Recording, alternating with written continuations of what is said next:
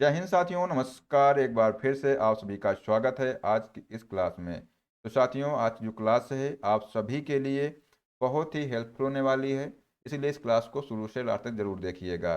इस क्लास में हम लोग आरआरबी ग्रुप डी 2022 में जो जो एग्ज़ाम हुआ था उसमें जितने भी मोस्ट इम्पॉर्टेंट क्वेश्चन बने हुए हैं उसमें हम लोग टॉप 30 प्रश्न आज हम लोग इसमें देखने वाले हैं। तो इसलिए साथियों, इस क्लास को शुरू से लास्ट तक जरूर देखिएगा। भाई साथियों, स्टार्ट करते हैं। साथियों, क्लास को स्टार्ट करने से पहले अगर आप लोग चैनल पर पहली बार आए हैं, चैनल को सब्सक्राइब कर लीजिएगा। जो बेल आइकन है उसको प्रेस कर लीजिए, जिससे कि आने वाली सभी क्लास का नोटिफिकेशन आपको मिलता रहेगा।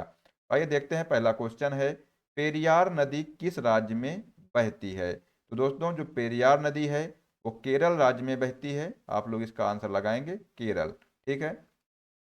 नेक्स्ट क्वेश्चन है, पर्यावरण को स्वच्छ रखने प्रदूषण संकेतक के लिए कौन जिम्मेदार है? तो दोस्तों, जो पर्यावरण को स्वच्छ रखने और प्रदूषण संकेतक के लिए लाइकेन जिम्मेदार होता है। तो आप लोग जो है इसका आंसर लगाएंगे लाइकेन।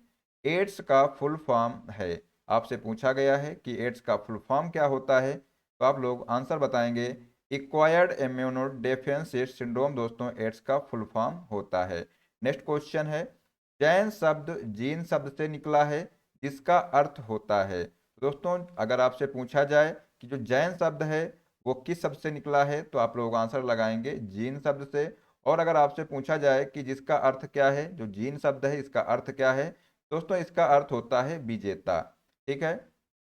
नेक्स्ट क्वेश्चन है, इस प्रक्रिया द्वारा सतह का पानी, वर्षा का पानी और बर्फ का पिघलना जमीन में रिस जाता है? तो दोस्तों ये जो प्रक्रिया है इसका नाम है इनफिल्ट्रेशन। दोस्तों, जो इस प्रक्रिया है जिसके द्वारा सतह का पानी, वर्षा का पानी और बर्फ का पानी जो पिघलना है, जो जमीन में रिस जाता है, इसको बोलते हैं इनफिल्ट्रेशन। ठीक है, तो आप लोग याद रखिएगा। नेक्स्ट क्वेश्चन है, राजीव गांधी खेल रत्न पुरस्कार को कब मेजर ध्यानचंद खेल रत्न पुरस्कार किया गया है? तो दोस्तों, जो राजीव गांधी खेल रत्न पुरस्कार है इसको अगस्त 2021 को मेजर ध्यानचंद्र खेल रत्न पुरस्कार कर दिया गया है। याद रखिएगा आप लोग। नेक्स्ट क्वेश्चन है,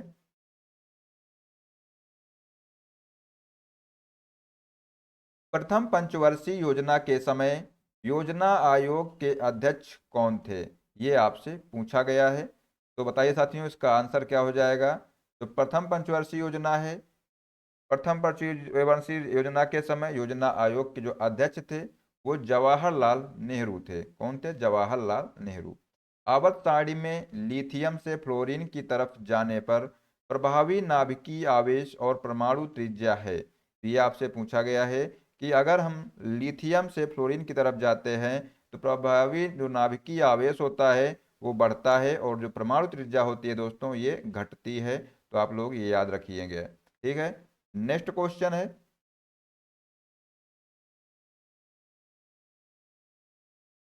पंचायत सबसे पहले किस राज्य में लागू हुआ था? मतलब जो पंचायती राज है सबसे पहले किस राज्य में लागू हुआ था, ये आपसे पूछा गया है। तो दोस्तों, जो पंचायत है सबसे पहले राजस्थान के नागौर जिले में लागू हुआ था। और जो दूसरा राज्य है दोस्तों, इसको भी आप लोग याद रखिएगा कि दूसरा राज्य है आंध्र प्रदेश और पहला राज्य राजस्थान है। नेक्स्ट क्वेश्चन है, 1930 में नमक कर से संबंधित आंदोलन कौन सा है? दोस्तों, जो 1930 में नमक कर से संबंधित जो आंदोलन है उसका नाम है डांडी मार्च। क्या नाम है? दोस्तों याद रखिएगा कि जो आंदोलन है उसका नाम है डांडी मार्च। ठीक है। नेक्स्ट क्वेश्चन है, न्यूलैंड के अष्टक में प्रथम और अंतिम तत्व कौन सा था? तो न्यूलैंड का जो प्रथम तत्व था हाइड्रोजन और अंतिम तत्व थोरियम था। तो याद रखिएगा दोस्तों, जो न्यूलैंड का जो अष्टक नियम है उसमें प्रथम तत्व हाइड्रोजन है और अंतिम तत्व थोरियम है। ठीक है। नेक्स्ट क्वेश्चन है,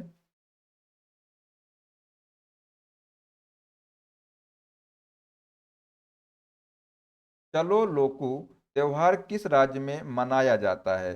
दोस्तों, जो चलो लोकू त्योहार है इसको जो है अरुणाचल प्रदेश में मनाया जाता है। कहाँ पर मनाया जाता है? इसको याद रखिएगा, अरुणाचल प्रदेश में मनाया जाता है।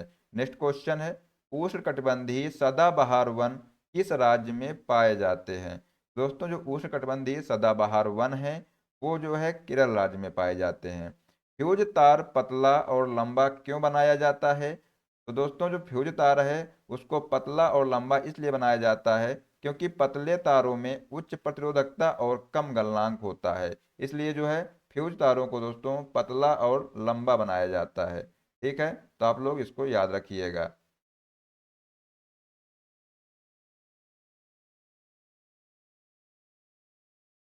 नेक्स्ट क्वेश्चन है, कशेरुकियों के लीवर में एसईआर क्या महत्वपूर्ण भूमिका निभाता है?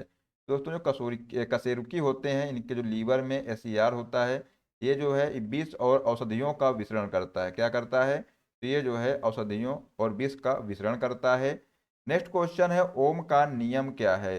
दोस्तों जो ओम का नियम है V बराबर आई आर होता है। और यहाँ पर जो है V का मतलब होता है दोस्तों वोल्ट यानी कि विभवांतर। ठीक है, और जो आई है यहाँ पर, तो आई को हम लोग बोलते हैं धारा, और जो दोस्तों आर है, आर को बोलते हैं प्रतिरोध। तो आप लोग इसको याद रखिएगा। ठीक है, प्रतिरोध। नेक्स्ट क्वेश्चन है, व्हाइट और ब्लैक फोटोग्राफी में कौन सा विटामिन, सॉरी, व्हाइट और ब्लैक फोटोग्राफी में कौन सा विलयन उपयोग किया जाता है? जो व्हाइट और ब्लैक फोटोग्राफी होती है इसमें सिल्वर ब्रोमाइड का प्रयोग किया जाता है। नेक्स्ट क्वेश्चन है, बाल साहित्यकार पुरस्कार 2021 कितनी भाषाओं में दिया गया है? तो बाल साहित्यकार जो पुरस्कार है दोस्तों 2021 में, इसको जो है 22 भाषाओं में दिया गया है। तो याद रखिएगा कितनी भाषाओं में, 22 भाषाओं में। नेक्स्ट क्वेश्चन है,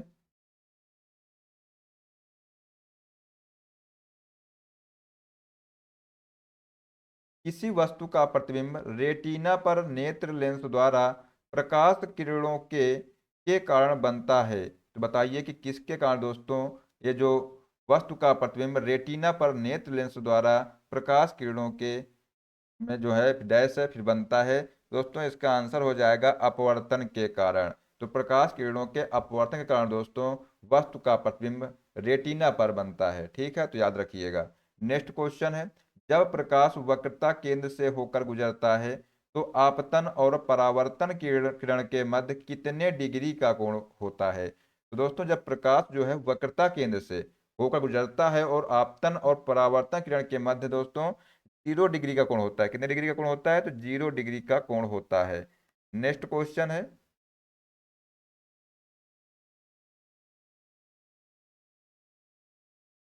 पर्दे पर जो प्रतिबिंब बनती है वह कैसी होती है? ये पूछा गया है कि जो पर्दे पर जो प्रतिबिंब बनती है वो कैसी होती है? तो आप लोग दोस्तों आंसर याद रखिएगा, वास्तविक होती है। कैसी होती है? वास्तविक। और यहाँ पर एक बात और याद रख लेना कि दोस्तों जो वास्तविक प्रतिबिंब होता है वो हमेशा कैसा होता है? उल्टा होता है। तो ये भी बात आप लोग याद रखिएगा। और जो आभासी प्रतिबिंब होता है, आभासी प्रतिबिंब जो होता है दोस्तों वो हमेशा जो है सीधा होता है। ये बात भी आप लोग याद रखिएगा। ठीक है, नेक्स्ट क्वेश्चन है कि धुएं में किसके कारण प्रकाश दिखाई देता है? तो दोस्तों जो टिंडल प्रभाव होता है उसके कारण धुएं में प्रकाश दिखाई देता है। तो धुएं में किसके कारण प्रकाश दिखाई देता है? तो टिंडल प्रभाव के कारण। नेक्स्ट क्वेश्चन है, एक अवतल दर्पण में वस्तु फोकस और वक्रता केंद्र के बीच रखा जाए तो उसका प्रतिबिंब कहाँ बनेगा? बताइए इसका आंसर क्या होगा? दोस्तों अगर एक अवतल दर्पण में वस्तु फोकस और वक्रता केंद्र के बीच रखा जाता है तो उसका प्रतिबिंब जो है वक्रता केंद्र से दूर बनेगा। और कैसा बनेगा? तो आप लोग याद रखिएगा, वास्तविक बनेगा, उल्टा बनेगा और वस्तु से बड़ा बनेगा। अब हमने आपको बताया था ऊपर, ये देखिए यहाँ पर कि वास्तविक प्रतिबिंब कैसा होता है? हमेशा उल्टा होता है। तो ये देखिए वास्तविक प्रतिबिंब हमेशा उल्टा होता है तो उल्टा बनेगा। अगर वहीं पर बात करता आभासी प्रतिबिंब की तो आभासी प्रतिबिंब हमेशा सीधा बनता है। तो ये पॉइंट भी आप लोग याद रखिएगा। नेक्स्ट क्वेश्चन है,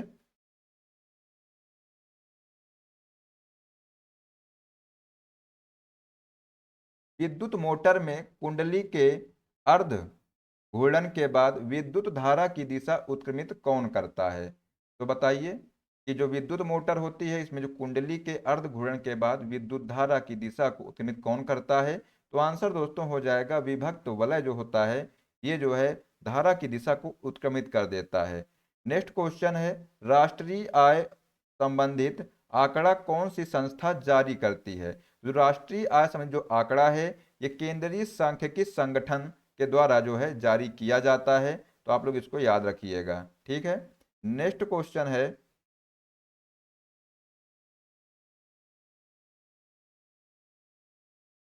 सांस लेने में हवा का आदान प्रदान हेतु फेफड़े की सहायता कौन करता है?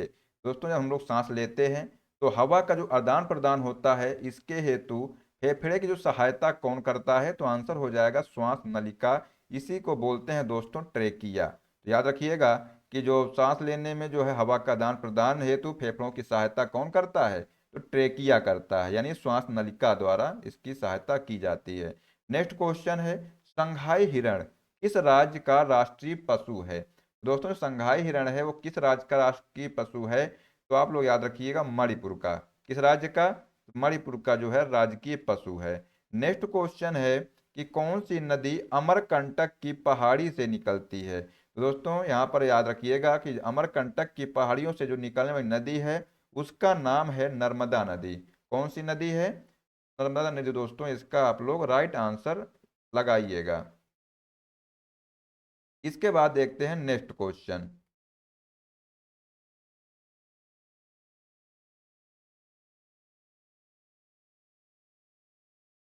तो नेक्स्ट क्वेश्चन है, अनुच्छेद 51A किस भाग से संबंधित है?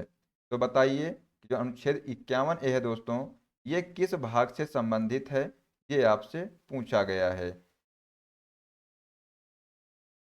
दोस्तों यहाँ पर याद रखिएगा कि जो ये अनुच्छेद 51A है वो जो है भाग 4A से संबंधित है। और भाग 4A में दोस्तों किसकी बात की गई है? तो मौलिक कर्तव्य की बात की गई है। तो जो भाग 4A है दोस्तों इसको जो है 42वें संविधान संशोधन 1976 के द्वारा इसको जो है जोड़ा गया था। तो आप लोग ये भी याद रखिएगा कि जो भाग 4A है दोस्तों ये किसके द्वारा जोड़ा गया था या किस संशोधन के द्वारा जोड़ा गया था? तो आप लोग आंसर लगाएंगे 42वें संविधान संशोधन 1976 के द्वारा इसको जोड़ा गया था। ठीक है, और उस समय जो है मौलिक कर्तव्य जो है इनकी संख्या कितनी थी? तो उस समय जो है दोस्तों मौलिक कर्तव्यों की संख्या 10 थी। ठीक है, लेकिन बाद में क्या हुआ कि एक संशोधन और किया गया, 42वां संशोधन। कौन सा? सॉरी, एक संशोधन और किया गया, 86वां संशोधन किया गया। और ये कब किया गया दोस्तों? तो 2002 में किया गया था। इसके तहत एक और मौलिक कर्तव्य जोड़ा गया जिससे कि वर्तमान में दोस्तों 11 मौलिक कर्तव्य हो गए हैं। तो आप लोग अगर आपसे पूछा जाए कि बताइए कि वर्तमान में मौलिक कर्तव्यों की संख्या कितनी है? तो आप लोग आंसर लगाएंगे दोस्तों 11 मौलिक कर्तव्य हैं वर्तमान में। ठीक है, तो पहले जो थे तो पहले कितने थे? पहले 10 थे। आप लोग ये भी याद रखिएगा। इसके बाद नेक्स्ट क्वेश्चन दोस्तों है कि कोरपा का फुल फॉर्म क्या है? दोस्तों जो कोरपा है इसका फुल फॉर्म पूछा गया है, तो आप लोग आंसर बता सकते हैं कंज्यूमर प्रोटेक्शन एक्ट दोस्तों इसका फुल फॉर्म होता है। और इसको पारित कब किया गया? तो 1984 में इसको पारित किया गया था। इसको कोरपा को। नेक्स्ट क्वेश्चन है, अनुच्छेद 279 ए किससे संबंधित है? तो बताइए साथियों इसका आंसर क्या हो जाएगा? जो अनुच्छेद 279 ए है ये किससे संबंधित है? ये आपसे पूछा गया है। दोस्तों जो अनुच्छेद 279 है ये जीएसटी संबंधित है। लेकिन अगर आपसे पूछा जाए कि जो जीएसटी है इसका फुल फॉर्म क्या होता है? तो आप लोग बताएंगे गुड्स एंड सर्विस टैक्स दोस्तों इसका फुल फॉर्म होता है। और ये किस प्रकार का कर है? तो याद रखिएगा ये दोस्तों अप्रत्यक्ष कर है। कैसा कर है? जो जीएसटी है दोस्तों ये जो है अप्रत्यक्ष कर है। आप लोग ये भी याद रखिएगा। इसके बाद अगर आपसे पूछा जाए कि इसको लागू कब किया गया था? तो यहाँ से याद रखिएगा कि इसको जो लागू किया गया था दोस्तों 1 जुलाई 2017 को इसको लागू किया गया था। और एक संशोधन हुआ था, वो कौन सा संशोधन है? तो 101वां संशोधन अधिनियम पारित हुआ जिसमें दोस्तों इसको लागू किया गया था। ठीक है, तो आप लोग याद रखिएगा कि जो 101वां संशोधन हुआ था ये कब हुआ था? तो 2016 में हुआ था। तो ये भी आप लोग पॉइंट इतने याद रखिएगा। नेक्स्ट क्वेश्चन है,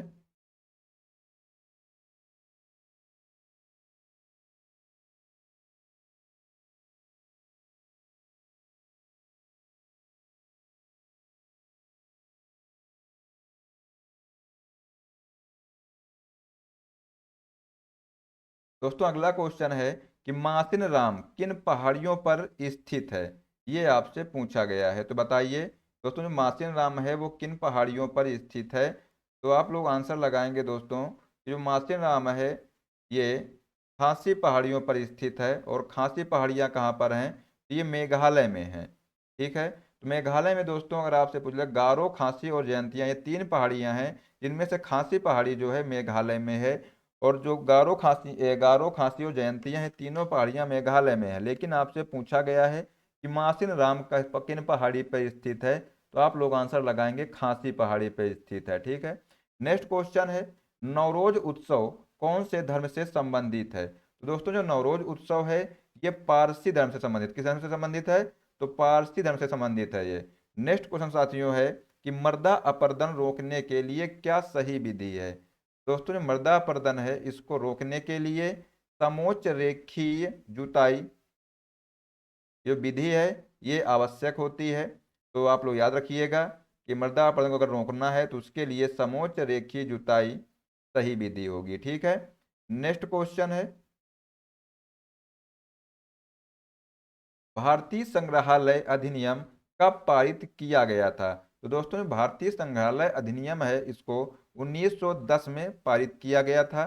और नेक्स्ट क्वेश्चन है, भारत की राष्ट्रीय आय को सबसे पहले किसके द्वारा मापा गया था। दोस्तों जो भारत की राष्ट्रीय आय है इसको सबसे पहले दादा भाई नौरोजी के द्वारा मापा गया था। तो याद रखिएगा इसका आंसर हो जाएगा दादा भाई नौरोजी। नेक्स्ट क्वेश्चन है, संध्या गुरुंग को किस खेल में द्रोणाचार्य अवार्ड दिया गया। दोस्तों जो संध्या गुरुंग हैं इनको जो है बॉक्सिंग खेल के लिए द्रोणाचार्य अवार्ड दिया गया था। तो आप लोग ये भी याद रखिएगा। ठीक है,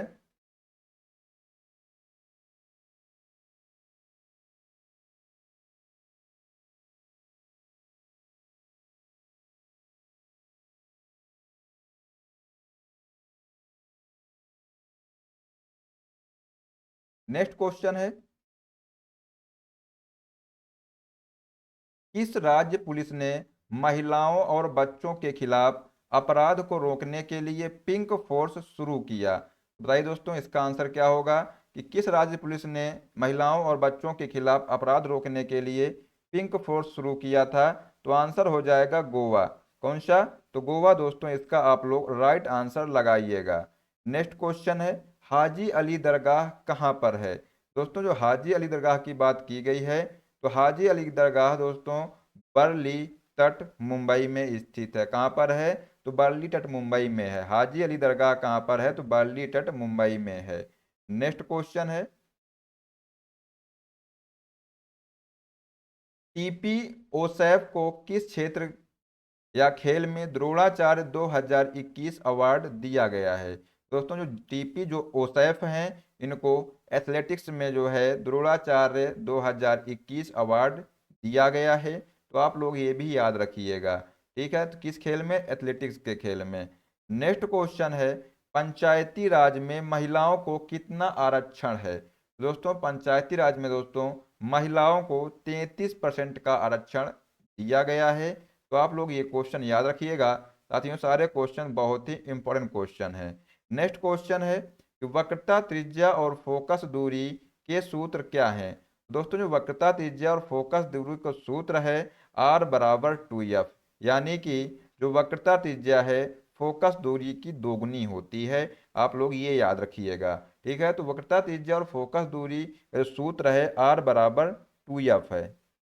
ठीक है, तो आप लोग इसको भी याद रखिएगा, R = 2F। ठीक, नेक्स्ट क्वेश्चन है, 4 ओम और 6 ओम के दो प्रतिरोध को श्रेणी क्रम में जोड़ा है और 5 वोल्ट की बैटरी से संयोजित है।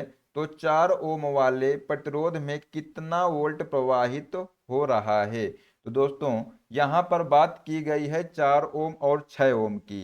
तो इसका जो डायग्राम है वो कुछ इस प्रकार से बनेगा।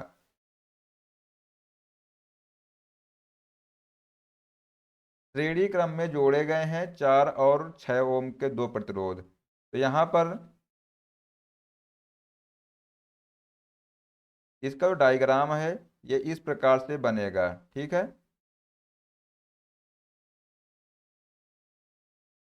ये हो गया 4 ओम और यहाँ पर 6 ओम हो गया। यहाँ पर जो है दोस्तों 5 वोल्ट की एक बैटरी लगाई गई है। तो पूछा गया है कि 4 ओम वाले प्रतिरोध में कितना वोल्ट प्रवाहित होगा, इसकी बात की गई है। तो आप लोगों को दोस्तों हमने ऊपर बताया भी है कि V बराबर होता है IR। यहाँ पर V का मान दिया है 5 वोल्ट। V का मतलब वोल्ट। तो दोस्तों जो विभवांतर कितना दिया है, 5 वोल्ट जो है यहाँ पर दिया गया है। और यहाँ पर जो प्रतिरोध है, तो प्रतिरोध जो दोस्तों कितना हो जाएगा, तो 4 ओम और 6 ओम के दो प्रतिरोध हैं। तो 4 6 4 10, जो कि जो है श्रेणी क्रम में जुड़े हुए हैं, इसका मतलब है कि इनको ऐसे ही डायरेक्ट जोड़ देंगे। तो 6 4 10 कितना वो प्रतिरोध हो गया, तो 10 ओम का प्रतिरोध हो जाएगा। यहाँ से दोस्तों हम आई का मान निकाल लेंगे। आई मतलब धारा का मान निकाल लेंगे। यहाँ पे हो जाएगा 10 ओम, ठीक है। तो आई बराबर दोस्तों हो जाएगा,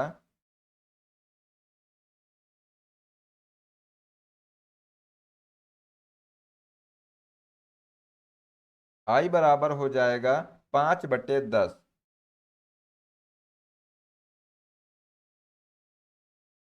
आई बराबर हो जाएगा 5/10, यानी कि 1/2 एम्पियर दोस्तों। आई का मान यहाँ से निकल आया। लेकिन पूछा गया है यहाँ पर 4 ओम वाले प्रतिरोध के बारे में। तो यहाँ से दोस्तों हम क्या करेंगे कि अब जो है V का मान तो 5 ही रखेंगे। V बराबर 5 रखेंगे, ठीक है। तो V का मान हो जाएगा 5।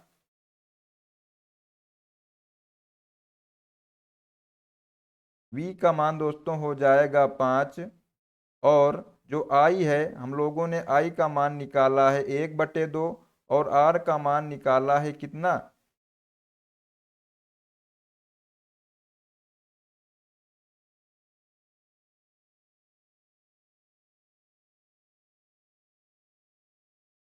दोस्तों यहाँ पर R का मान हम लोगों ने पूछा किसकी बात, वोल्ट की बात। V निकालना ही है दोस्तों, तो V का मान पूछा गया है।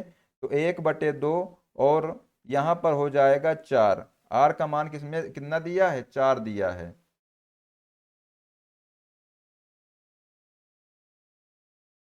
R का मान 4 दिया है, V निकालना था, यही तो पूछा गया है 4 ओम वाले में। तो 2 दूनी 4, यानी कि V बराबर हो जाएगा 2 वोल्ट, ठीक है। यहाँ पे वोल्ट होगा,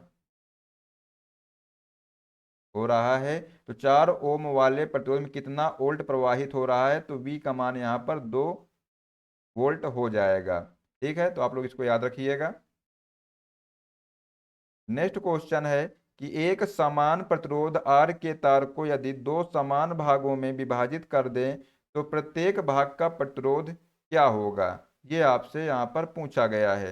दोस्तों अगर एक समान प्रतिरोध R के तार को यदि दो समान भागों में विभाजित कर दें तो प्रत्येक भाग का जो प्रतिरोध है दोस्तों, वो हो जाएगा R/2। कितना हो जाएगा, R/2 दोस्तों, उसका मान हो जाएगा। तो आप लोग ये भी याद रखिएगा, क्या हो जाएगा, R/2 हो जाएगा। नेक्स्ट क्वेश्चन है,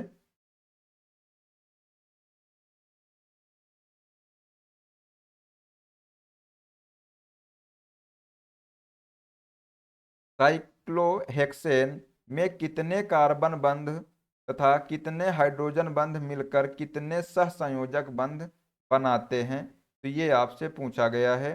तो यहाँ पर याद रखिएगा, जो साइक्लोहेक्सेन जो होता है, इसमें जो है कार्बन बंध जो होते हैं 6 और H के जो है 12 बंध होते हैं। और सहसंयोजक बंध मतलब कितने हो जाते हैं, तो 12 और 6 18 हो जाते हैं। तो आप लोग इसको याद रखिएगा। नेक्स्ट क्वेश्चन है, कौन सा बैक्टीरिया पीने और नहाने के पानी में मल प्रदूषण के प्रसिद्ध संकेत हैं, तो इसका नाम है इकोलाई व फेकल स्ट्रेप्टोको, ये इसका नाम है। जो बैक्टीरिया है दोस्तों, जो कि पीने और नहाने के पानी में मल प्रदूषण के प्रसिद्ध संकेतक हैं, तो इसका नाम है इकोलाई व फेकल स्ट्रेप्टोको, इसका नाम है। नेक्स्ट क्वेश्चन की बात की जाए तो इसमें पूछा गया है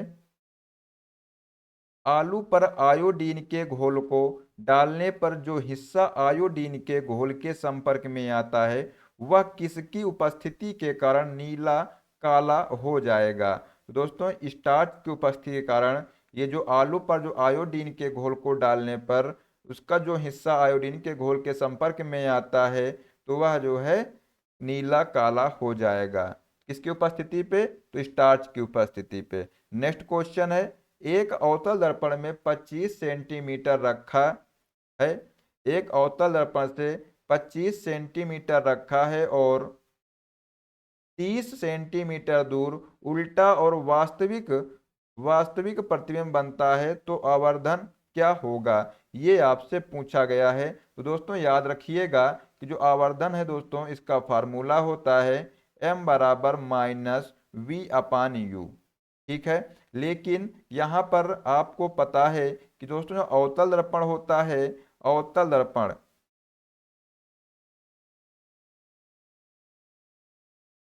दोस्तों ये क्या है? ये है अवतल दर्पण।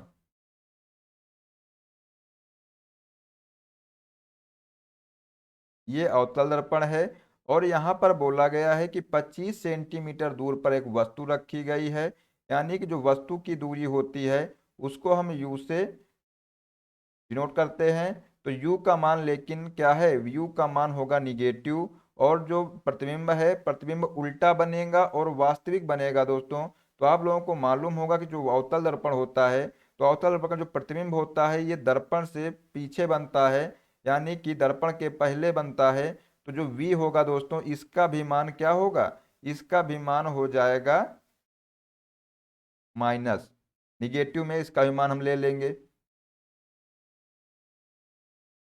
फिर इसके बाद जो ये अवतल दर्पण जो सूत्र दिया है आवर्धन का इसमें रख देंगे और इसका मान निकल आएगा।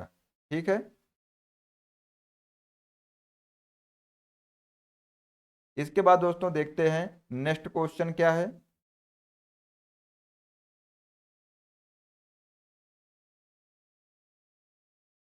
पौधे में गैस विनिमय किसके कारण होता है? तो दोस्तों पौधे में जो गैस विनिमय होता है ये रंध्र यानी स्टोमेटा के कारण होता है। और देखते हैं लास्ट क्वेश्चन है ये, बुझे हुए चूने पर क्लोरीन की अभिक्रिया कराने पर क्या प्राप्त होता है? तो दोस्तों जो बुझा हुआ चूना होता है इसमें क्लोरीन की अभिक्रिया कराने पर ब्लीचिंग पाउडर प्राप्त होता है, यानी CaOCl2 बनता है। तो आप लोग याद रखिएगा। तो दोस्तों अगर आप लोगों को क्लास पसंद आई हो तो इसको ज़्यादा से ज़्यादा शेयर कर दीजिए और अगर अभी तक लाइक नहीं किया है तो लाइक कर दीजिए। मिलते हैं नेक्स्ट क्लास में। जय हिंद, जय भारत, वंदे मातरम।